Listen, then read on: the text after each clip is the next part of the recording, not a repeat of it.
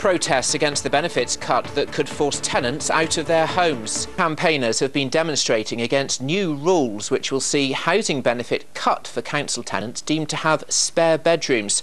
Protests were staged in Bristol and Exeter in opposition to changes which the government calls the spare room subsidy. Labour has dubbed it the bedroom tax, as Laura Macon-Isherwood reports. There are 5,000 families in this city, 5,000 households who are going to be affected. Find out, who is it in your street? Beneath Bristol City Hall, an alliance gathered, opposed to government plans to make savings on housing benefits. These are not people who are just squandering money, and in fact, of course, the housing benefit doesn't go to them, the housing benefit goes to the landlord.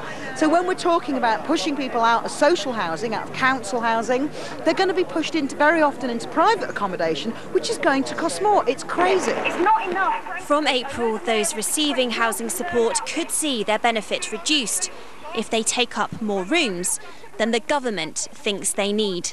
3 years ago, a colleague of ours who lives in a 2-bedroom flat in Ashton applied to downsize to a 1-bedroom council flat, was told that there were no 1-bedroom council flats available and he should stay happily where he was.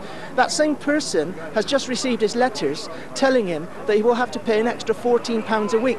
The alternative is eviction, or the alternative is bed and breakfast, or the alternative is going to Newport or being sent to a place where he's got no family, nothing. If you live in a council-owned property in Bristol and you've got a spare bedroom, you're set to lose £11 a week from your benefit. Lucky enough to have 2 spare bedrooms, and that then goes up to a reduction of £21 a week.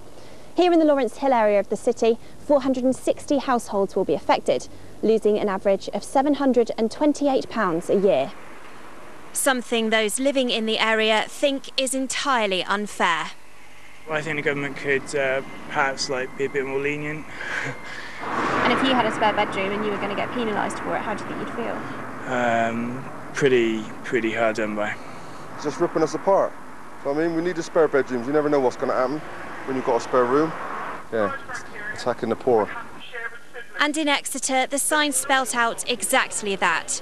But the government says the changes are necessary to free up more space and cut the £23 billion it spends each year on benefits. Laura Macon-Isherwood, ITV News.